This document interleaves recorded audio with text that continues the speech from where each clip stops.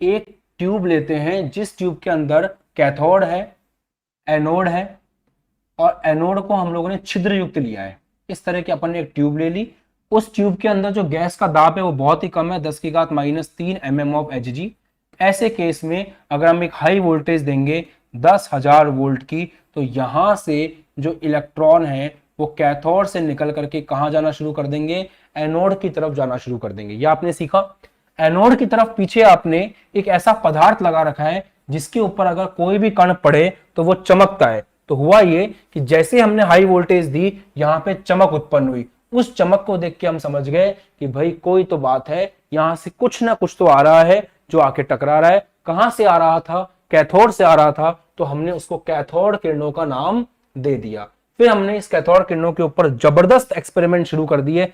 सबसे पहला एक्सपेरिमेंट हमने शुरू किया कि हमने इसके मार्ग में एक वस्तु रख दी।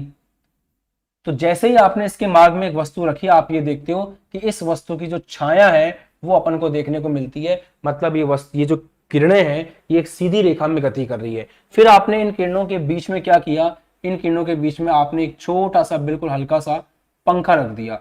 उस पंखे को जब आपने देखा तो पंखा घूम रहा था। इसका मतलब ये जो कण है वो जाकर के पंखे से टकरा रहे हैं, पंखे को गतिज ऊर्जा दे रहे हैं, तभी पंखा घूम पा रहा है। इसका मतलब ये बात सिद्ध हो गई कि ये कण है, ये जो किरणें हैं ये कण हैं। फिर हमने क्या किया? हमने विद्युत क्षेत्र लगाया प्लस माइनस। तो हम ये देखते हैं कि ये प्लस की तरफ जाता है, मतलब ये जो कण हैं इनके ऊपर खुद के ऊपर नेगेटिव आवेश है, तभी ये इस एनोड की तरफ भी आ रहा था और विद्युत क्षेत्र में भी ये प्लस की तरफ ही जा रहा है। ऐसे ही जब हमने चुंबकीय क्षेत्र लगाया तो चुंबकीय क्षेत्र में भी ये ऐसे ही बर्ताव कर रहा था जैसे कि नेगेटिव चार्ज करते हैं। तो ये बात सिद्ध हो गई कि इसके ऊपर माइनस चार्ज है।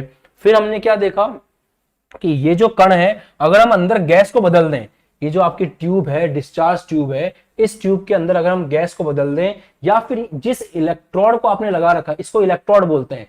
इलेक्ट्रोड दो प्रकार के होते हैं, एनोड और कैथोड। तो ये भी इलेक्ट्रोड है, ये भी इलेक्ट्रोड है। तो जो इलेक्ट्रोड है, समझना बच्चों, मैं इलेक्ट्रॉन नहीं बोल रहा हूं, इलेक्ट्रोड कह रहा हूं, इलेक्ट्रोड। और ये दो प्रकार के होते हैं, कैथोड जैसा आपने देखा इस केस में नेगेटिव, और एनोड इस केस में पॉजिटिव। ठीक है। तो जो एनोड और कैथोड है उनको भी बदल के देखा अपन ने, उससे भी यहां पे जो गुणधर्म मिले उनमें कोई परिवर्तन नहीं आ रहा। मतलब ना तो गैस की प्रकृति पर निर्भर कर रहा है और ना ही वो जो है वो पदार्थ के, उसके इलेक्ट्रोड के पदार्थ पर निर्भर कर रहा है। इसका मतलब ये हुआ कि सभी के अंदर जो इलेक्ट्रॉन है वो एक जैसे ही हैं। तो हमने ये कह दिया कि भाई इलेक्ट्रॉन मूलभूत कण है, ये किसी और चीज पर निर्भर नहीं कर रहा है। फिर हमने क्या किया, थोड़ी लोगों ने, थॉमसन जैसे लोगों ने मेहनत की और इलेक्ट्रॉन के लिए E/m का मान निकाल लिया किसी एक्सपेरिमेंट से।